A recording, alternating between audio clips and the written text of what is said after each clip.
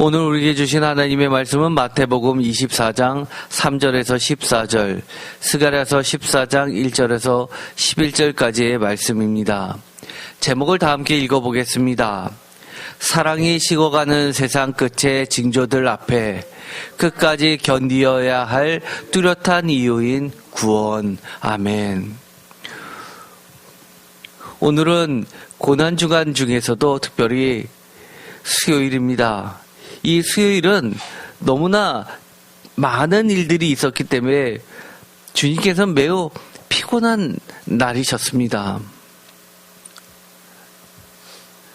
오늘의 말씀을 보면 특별히 마태복음 24장 1절은 제자들이 이렇게 시작합니다. 예수께서 성전에서 나와서 가실 때 제자들이 성전 건물들을 가리켜 보이려고 나오니 대답하여 이르시되 너희가 이 모든 것을 보지 못하느냐? 내가 진실로 너희에게 이르노니 돌 하나도 돌 위에 남지 않고 다 무너뜨려지리라 라고 주님께서 하신 말씀을 듣자 제자들은 궁금해졌습니다.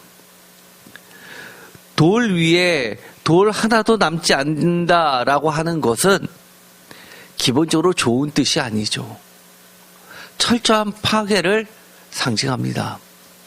예루살렘의 성전이 돌 위에 돌 하나도 남지 않는다라고 하는 것은 어떻게 보면 우리가 생각하는 성 하나가 무너진 사건이 아니라 그들에게는 그야말로 세상 끝을 이야기하는 겁니다. 그래서 이 3절에 보면 이렇게 되어 있습니다.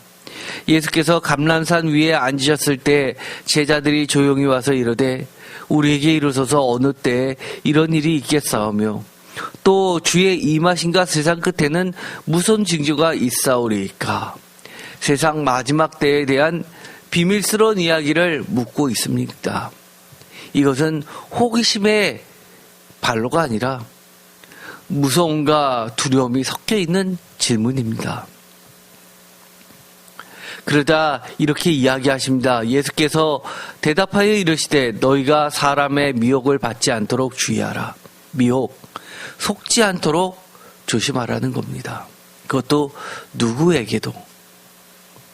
이 이야기는 내 옆 사람도 나를 속일 수 있다. 옆 사람에게 미혹을 당할 수 있다라는 이야기가 됩니다. 단순히 이것은 우리가 세상에서 사기를 당하느냐, 사기를 당하지 않느냐의 문제가 아닙니다. 보다 중요한 전제가 바로 세상 끝에 대한 이야기라는 겁니다. 마지막 때. 조금이라도 속아서 미혹돼서 무엇인가 잘못 간다면 운명이 닿을 수 있기 때문입니다. 5절 많은 사람이 내 이름으로 와서 이르되 나는 그리스도라 하여 많은 사람을 미혹하리라. 많은 사람을 속일 것이다. 누가? 자칭 그리스도라는 사람입니다. 그리스도, 기름 부음 받은 자, 메시아, 즉 하나님께 왕으로서 하나님의 대리자로서 이 이스라엘 사람들을 이끌 사람이라고 내가 그렇게 선택받았다고 지도자라고 나를 따르라고 했을 때 따를 것인지 말 것인지를 진리 안에서 분별해야 될 때가 온다는 겁니다. 우리가 요세푸스의 그 기록물을 보면 예수님 시대에만 예수라는 이름을 가진, 사실 이 예수는 헬라어로 이 예수라는 단어이지만 히브리어는 여호수아입니다. 하나님은 구원이시다. 이 이스라엘 사람들에게는 너무나 사랑받는 이름이죠. 누구나 되고 싶은 인물입니다. 그래서 무려 30명이 넘는 예수의 이름을 가진 자들이 등장합니다. 그래서 제가 전에도 늘 이야기했던 것처럼 예수는 역사적 예수를 가리키고 그리스도는 우리가 교회에서 영적인 그리스도를 칭할 때 타이틀로서 메시아라는 말 대신에 그리스도, 신의 이름으로 이야기를 하는 겁니다. 신의 아들, 신의 아들은 곧 제2 위격에 해당하는 성자 하나님을 이야기하죠.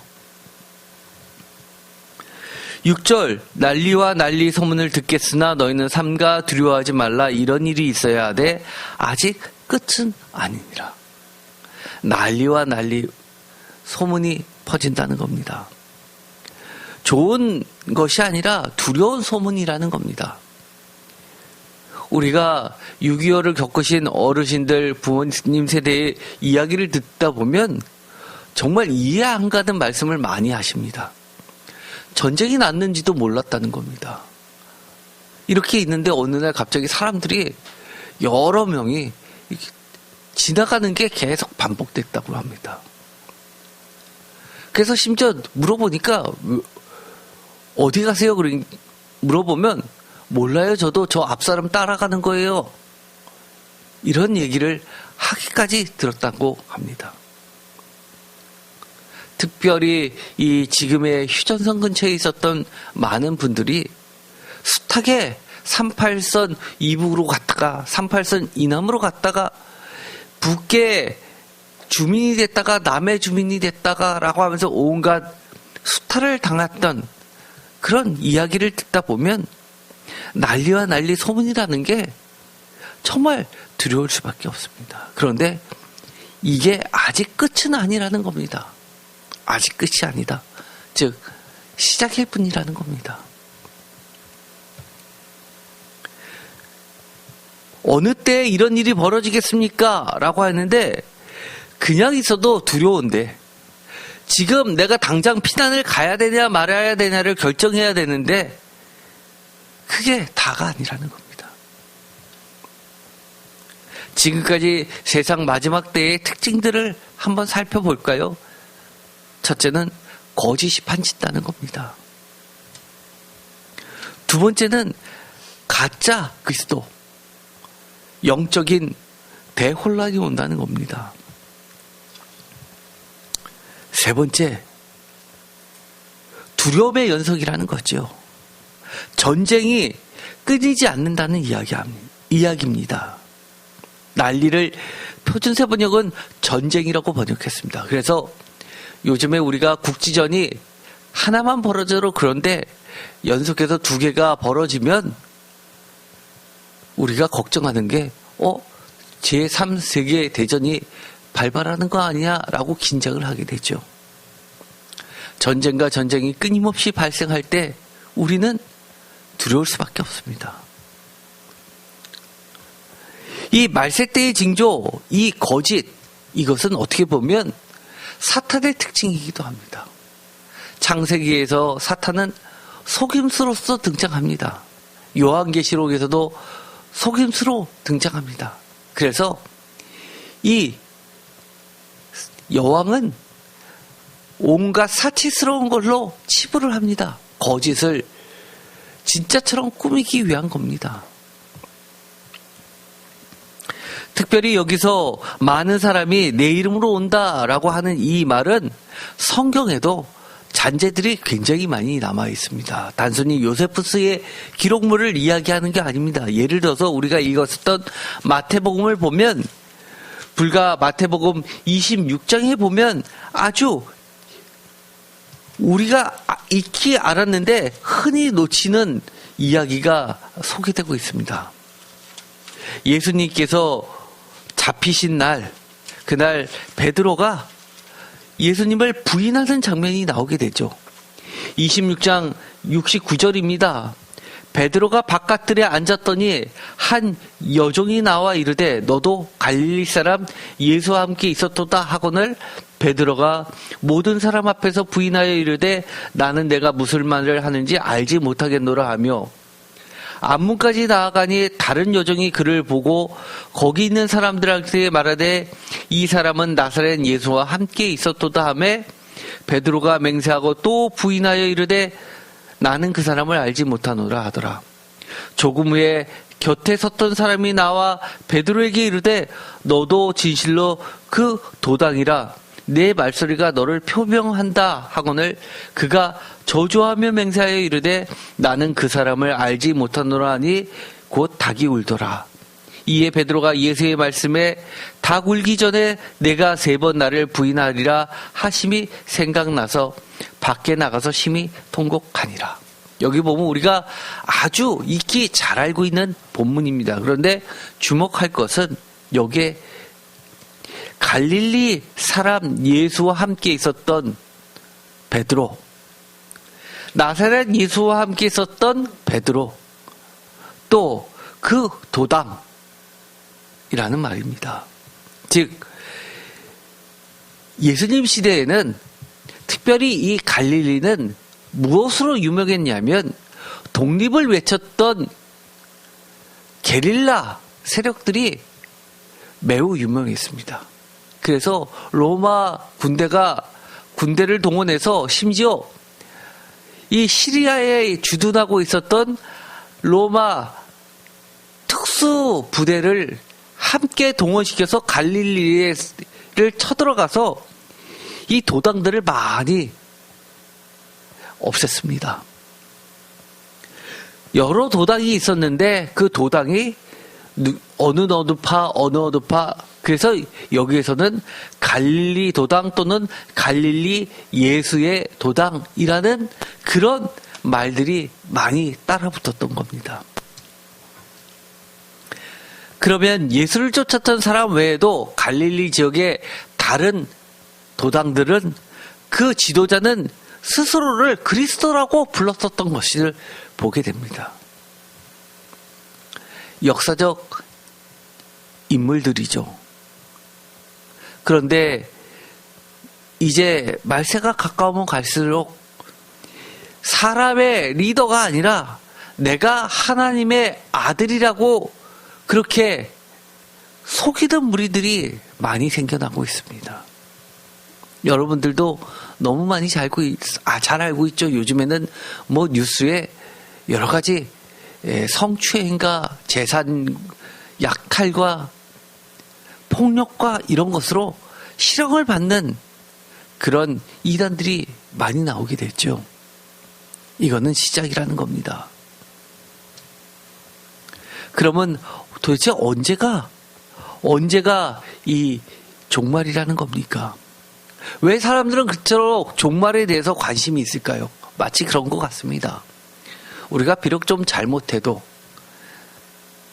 우리가 평소에 조금 공부를 못했어도 당일치기라는 게 있죠. 마지막 때라도 겨우 구원받으면 되지라는 생각이 기본적으로 깔려 있기 때문입니다. 그런데 여기 주님께서 마지막 때를 이야기할 때 중요한 말이 있습니다. 아직 끝은 아니니라. 많은 두려운 징조들이 일어남에도 불구하고 주님은 그럼에도 불구하고 희망찬 이야기를 해 주십니다. 왜냐하면 이 두려움 같은 데서 주님은 이렇게 이야기하고 계십니다.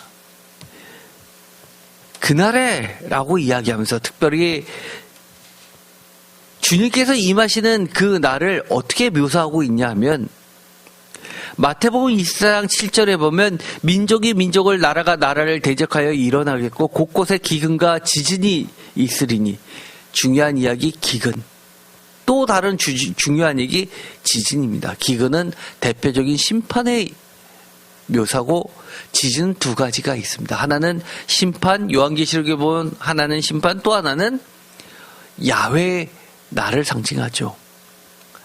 이것이 출애굽기에도 나와 있고 민수기에도 나와 있습니다. 예를 들어서 하나님께서 임재하시는 날은 구름이 빽빽하게 있고 또 산이 진동합니다.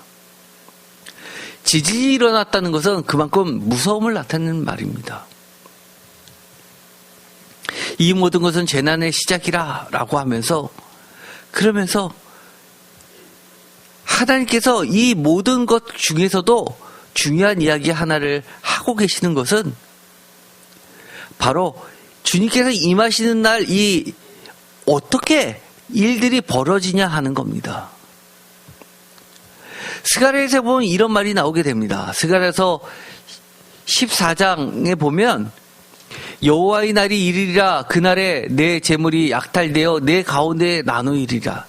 전쟁을 이야기하니까 아까와 마찬가지죠. 그런데 2절, 내가 이방 나라를 모아 예루살렘과 싸우게 하리니 성읍이 함락되어 가옥이 약탈되며 부녀가 욕을 당하며 성읍 백성이 절반이나 사로잡혀 가려니와 남은 백성은 성읍에서 끊어지지 아니하리라. 이것도 여전히 전쟁의 참혹성을 이야기합니다. 그런데 3절에 보면 그때라고 하면서 여호와께서 임하시는 날을 이야기하는데 나가사 그 이방 나라를 치시되 이왕의 전쟁 날에 싸운 것 같이 하시리라. 주께서 나아가셔서 야외의 전쟁을 하신다는 겁니다. 4절, 그날의 마지막 때에 멋진 말이 나오죠. 그의 발이 예루살렘 앞 곧 동쪽 감난산에 서실 것이요 감난산은 그 한가운데가 동서로 갈라져 매우 큰 골짜기가 되어서 산 절반은 북으로 절반은 남으로 옮기고. 이 스갈에서 14장 4절의 이 말씀 때문에 사실 마태복음 24장의 종말에 관련된 이야기를 할 때 어디서 무대가 형성되냐면 바로 예루살렘 성전에서 나와서 예루살렘 성전이 마주 보이는 맞은편 감난산에서 예루살렘을 바라보면서 하신 말씀이라는 겁니다. 예루살렘을 바라보면 우리는 어떤 생각이 들까요? 프랑스의 파리에 가신 분들은 에펠탑을 보기 위해서 에펠탑에 바로 앞에 가서 사진을 찍으려도 너무 높아서 사진에 컷이 다 안 잡힙니다. 그러면 몽마르트 언덕 쪽으로 가서 멀리서 한눈에 이 에펠탑을 사진에 담을 수 있죠. 마찬가지로 예루살렘을 한눈에 바라볼 수 있는 곳이 바로 감난산입니다. 감난산을 보면서 주님은 어떻게 하셨습니까? 마지막에 피가 땀처럼 흐르는 것, 그런 기도를 하셨습니다. 우리가 마치 간절한 마음으로 새벽 예배를 드릴 때, 철야를 드릴 때, 주일날 와서 예배를 드릴 때 십자가를 바라보면서 간절히 기도하는 심정처럼 예수님은 이 예루살렘 성전을 바라보면서 기도하는 심정으로 말씀하신 겁니다. 마지막 때 이 스갈에서는 이렇게 이야기합니다. 그의 발이 예루살렘 앞 곧 동쪽 감난산 안에 서실 것이요 감난산은 그 한가운데가 동서로 갈라져 매우 큰 골짜기가 되어서 산 절반은 북으로 절반은 남으로 옮기고 그 산 골짜기에는 아셀까지 이를지라 너희가 그 산 골짜기로 도망하되 유다 왕 우시야 때 지진을 피하여 도망갔던 것 같이 하리라. 나의 하나님 여호와께서 임하실 것이요 모든 거룩한 자들이 주와 함께 하리라. 즉 주와 거룩한 자들, 즉 주 나의 하나님이 오신다. 모든 천군을 거느리시고 너희에게 오신다. 하나님의 백성들과 함께 온다는 얘기입니다. 왜요?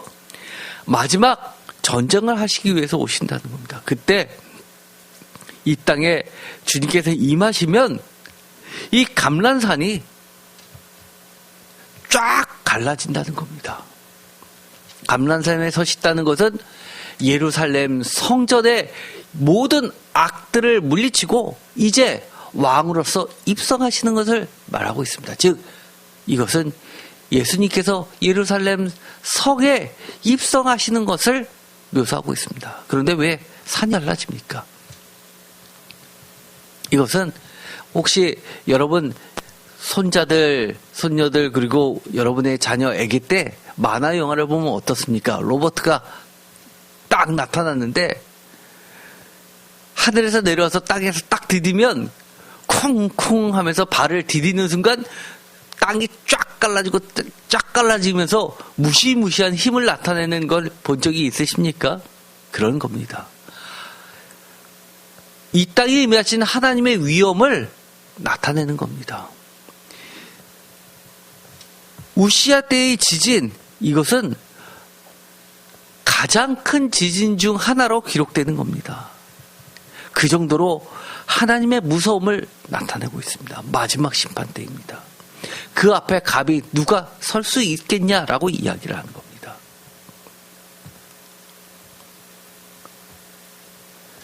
그날에는 빛이 없겠고 광명한 것들이 떠날 것이라. 스가랴서 14장. 이 말은 무슨 말일까요? 그날이 오면 햇빛도 차가운 달빛도 없어진다. 그러면 어떻게 된다는 이야기일까요? 7절. 여호와께서 아시는 한날, 이것도 마지막 때죠. 이 한날이 있으리니 낮도 아니요 밤도 아니라. 그럼 뭐라는 겁니까? 어두워갈 때 빛이 있으리로다. 이건 좀 어려운데요. 표준 세번역은 이렇게 번역합니다. 저녁 때가 되어도 여전히 대낮처럼 밝을 것이다. 그때가 언제 올지는 주께서만 아신다. 무슨 말일까요? 요한계시록에 보면 주님께서 태양이나 달빛도 모두 빛이 아니라고 하시면서 하나님과 어린 양이 친히 빛이 되시는 것을 이야기합니다. 8절. 그날에 생수가 예루살렘에서 솟아나서 절반은 동해로 절반은 서해로 흐를 것이다. 여름에도 겨울에도 그러하리라. 즉 이 말은 생수, 생명의 젖줄이 성전에서부터 흘러나와서 마치 에스겔의 성전처럼 그렇게 죽어가는 온 땅을 살린다는 이야기입니다. 여름에도 겨울에도 그러하리라. 이것을 읽어보면 당연한 거 아니야? 라고 이야기하시는 분도 계실 겁니다. 그러나 이스라엘은 여름에는 간헐천만이 있습니다. 폭우가 왔을 때 이 강이 조금 형성될 뿐이고 그 다음엔 광야로 바뀝니다. 저 갈릴리 지역의 그 위에서 최고 높은 산 헬몬산에서 얼음이 녹아서 흘러내리는 그 물에 따라서 이 갈릴리는 풍요롭지만 예루살렘 이 성전까지 내려오다 보면 많이 줄어듭니다. 말라버립니다. 겨울에는 얼어버리죠. 즉 고기가 살 수 없다는 이야기입니다. 그러나 사시사철 늘 풍요로운 살아있는 땅이 된다는 겁니다. 9절. 여호와께서 천하의 왕이 되시리니 그날에는 여호와께서 홀로 한 분이실 것이요 그의 이름이 홀로 하나이실 것이다. 표준 세번을 읽어보면 주께서 온 세상의 왕이 되실 것이다. 그날이 오면 사람들은 오직 주 한 분만을 섬기고 오직 그분의 이름 하나만으로 간구할 것이다. 이것을 들으면 무엇이 생각납니까? 예수님께서 세상 끝 너희들이 내 제자가 돼서 세상 끝날 온 천하에 예수 그리스도를 전파하라고 하지 않습니까?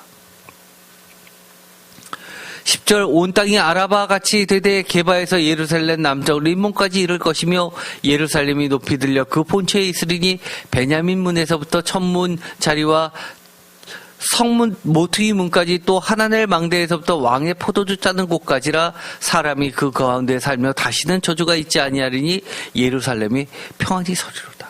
다시는 멸망하는 일이 없고 예루살렘은 안전하게 살 수 있는 곳이 될 것이다.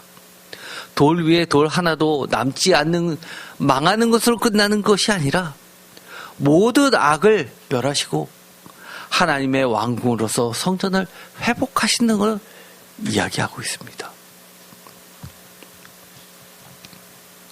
우리가 이미 살펴봤던 것처럼 그날의 가장 뚜렷한 특징들, 거짓 선지자들의 미혹, 속임과 거짓, 박해, 자연재해, 전쟁기근, 그런 것들을 이야기했죠. 그런데 마태복음 24장 12절에 보면 아주 중요한 이야기를 합니다. 저는 이것이 가장 큰 종말의 특징인 것 같습니다. 24장 7절. 민족이 민족을 나라가 나라를 대적하여 일어나겠고 곳곳에 기근과 지진이 있으리니 이 모든 것은 재난의 시작이라. 즉 재난의 시작이라는 것은 종말의 시작이라는 것을 이야기합니다. 언제가 끝입니까?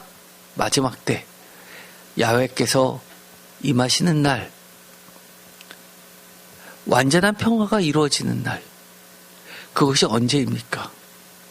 많은 사람들이 그렇게 생각합니다. 예수님께서 오셔서 십자가에 달려 돌아가시면서 이 바퀴가 시작되면서 종말의 시작이 되었고, 그리고 요한계시록에서 있는 것처럼 마지막 때 주님이 다시 오시면 그때 바로 종말이 되고 그 다음부터 영원한 천국이 된다고 생각합니다.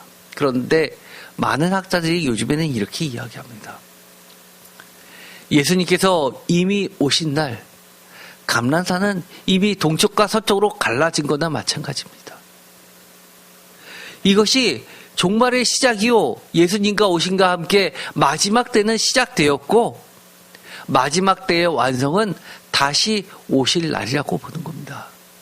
그래서 뭐라고 이야기합니까? 가장 중요한 거, 지금 우리가 종말에 살고 있다라고 이야기할 수 있는 겁니다. 대표적인 신앙인이 누구입니까? 바로 사도 바울이었습니다. 그는 늘 내가 마지막 때를 살고 있다라고 이야기하면서 마지막까지 구원을 놓지 않기 위해서 십자가만을 바라보면서 달려간다고 이야기합니다. 저는 그 말씀을 아주 좋아합니다.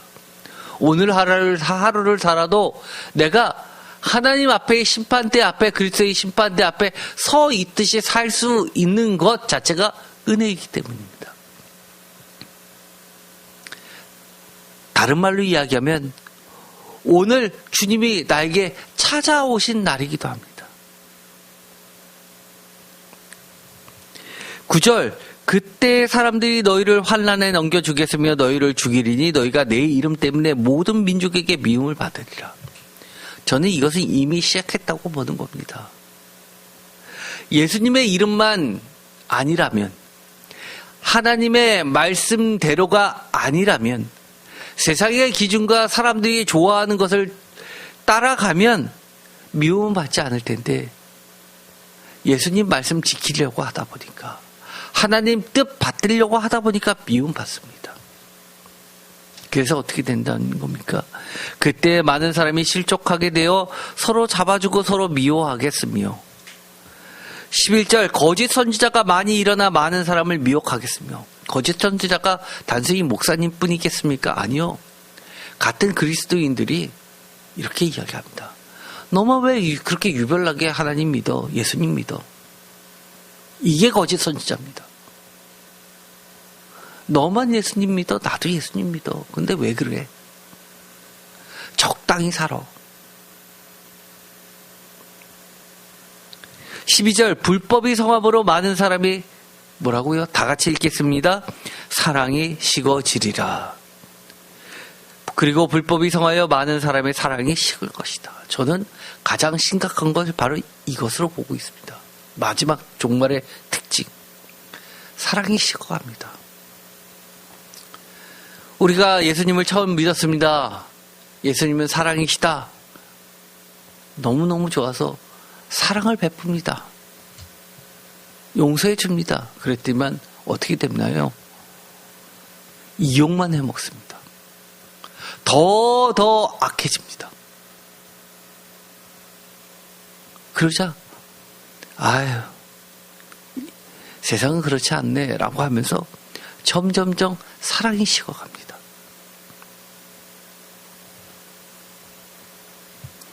그러나 주님은 이렇게 이야기하십니다. 13절 다 같이 읽겠습니다. 그러나 끝까지 견디는 자는 구원을 얻으리라. 이 천국법이 모든 민족에게 증언되기 위하여 온 세상에 전파되리니 그제야 끝이 올 것이다. 끝이 오리라. 그렇습니다. 그래, 그거 틀린 말 아니야. 주님이 뭐라고 이야기하십니까? 그래도 사랑이 식어지지만 끝까지 견디면서 사랑을 잃지 마. 이제는 어떻게 됩니까? 사랑이 뭔지도 몰라집니다. 왜요? 거짓 선지자들이 너무 많기 때문에 이렇게 이야기합니다. 주님은 불법과 하나 되지 않습니다. 거짓과 하나 되지 않습니다. 하나님은 불법과 거짓을 너무너무 싫어하십니다. 그래서 바른 길 가도록 이끌어주는 것이 사랑입니다. 그런데 싫은 소리 하지 말라고 이야기합니다. 듣기 싫은 소리 하지 말라고 그럽니다. 이사야에서 이야기하는 것처럼 이사야 선지자에게 가가격여 하지 말라라고 이야기하는 것과 똑같습니다.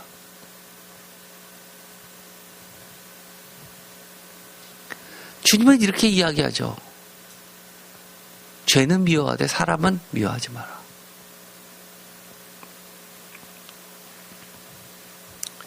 끝까지 견디는 자는 구원을 약속받습니다.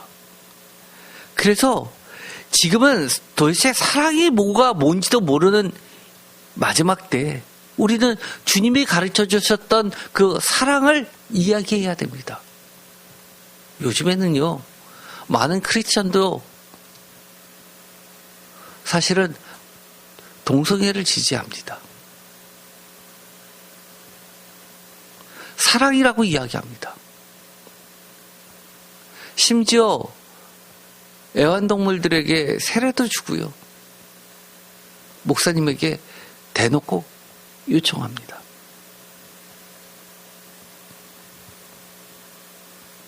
저는 과연 그게 진짜 사랑일까? 저는 그렇게 말하고 싶지 않습니다. 주님이 가르쳐 주신 사랑, 하나님이 말씀하시는 사랑은 이 성경책에 너무나 분명하게 자세히 기록되어 있습니다. 비록 하나님의 사랑과 예수 그리스도의 사랑을 이야기하다 보면, 지키다 보면, 행동하다 보면 미움받게 됩니다. 그러나 끝이 있기 때문에 주님은 십자가를 지셨던 것처럼 우리도 그 십자가를 가야 하는 겁니다. 우리가 잘 알고 있는 이야기 있죠? 예를 들어서 우리가 스가랴서 14장을 지금 읽었습니다. 스가랴서 14장 21절은 무슨 이야기가 나오냐면 이런 말씀이 나옵니다.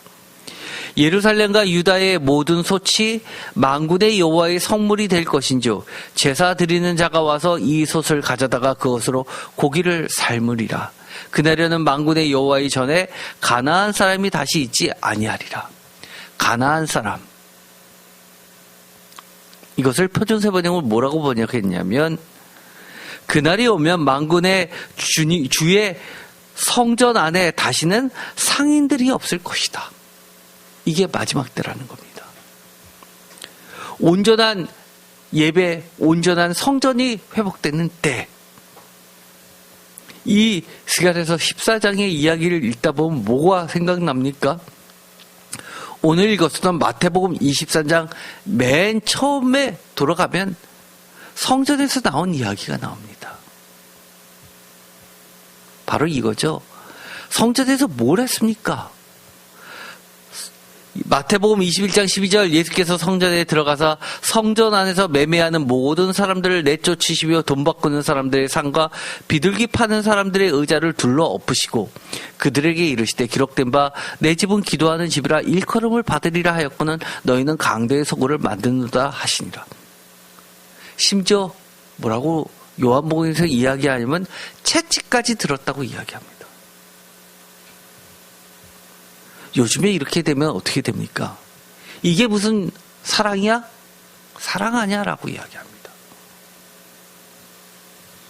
그렇게 해서 전도가 되겠어? 라고 이야기합니다. 우리는 지금 어느 때에 있습니까? 저는 단연코 이렇게 이야기합니다. 우리가 지금 마지막 때를 살고 있습니다. 그래서 뭐가 A인지 뭐가 B인지 뭐가 참이고 뭐가 거짓인지 정의조차 내릴 수 없는 시대에 살고 있다는 겁니다. 가나안 사람이라고 지칭하는 것은 그 당시에 수거처럼 하나의 상인들, 와서 장사하는 하나님을 이용하는 사람들의 대명사로 쓰였던 겁니다. 주님은 그들을 내쫓으시면서 마지막 때를 시작하셨습니다. 아까도 26장을 읽었는데 그 뜰에 있었던 사람들이 뭐라고 이야기하면 베드로에게 너가 그 도당이다 라고 하면서 73절에 내 말소리가 너를 표명한다 하거늘 이 말이 나옵니다. 이 말이 무슨 말일까요? 딱 들어보니까 너는 전라도 사투리쓰네 서울 사람 아니잖아. 너 경상도 사투리쓰네 너 서울 사람 아니잖아. 너 서울 출신이잖아. 라는 이야기입니다. 즉 네 말소리 들어보니까 너 예루살렘 도성에 사는 사람 말씨 아니네. 너 갈릴리 시골에서 온 사람 말씨야. 그러니 그런 사람이 지금 몇이나 있어. 너 분명히 예수랑 같이 있었던 도당이야 라고 이야기하는 겁니다.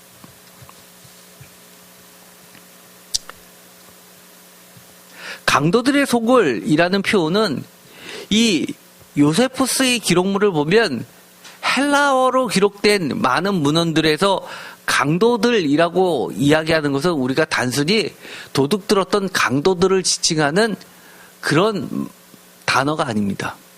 이것은 반란군들을 지칭할 때 썼던 그 단어를 성경에선 강도들이라고 번역했을 뿐입니다. 왜 이런 말을 했었을까요? 강도의 소굴을 만든다라고 하는 것은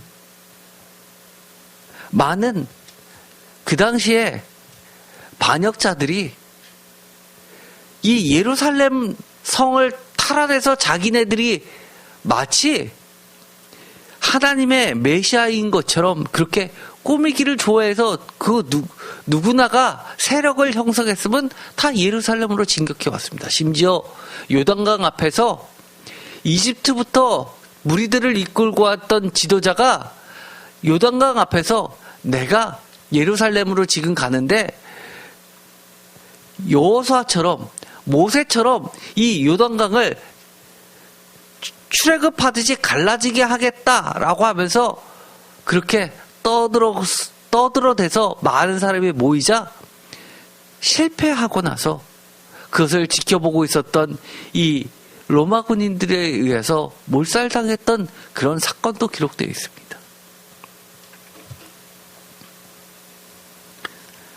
주님은 이렇게 이야기합니다.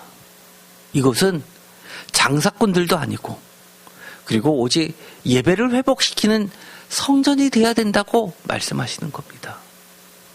왜요? 야훼가 임하시는 날은 어떤 날이기 때문입니까? 이미 우리가 살펴본 것처럼 철저히 하나님을 예배하는 백성들로 하나님을 예배하는 나라이기 때문입니다. 어떻게 보면 십자가는 성전을 바로 세우는 길이었기 때문입니다. 오늘 사순절, 특별히 사순절의 끝이라고 할 수 있는 고난주간입니다. 조금 있으면 이제 예수님께서 십자가에 달려 돌아가시는 시간이 다가옵니다.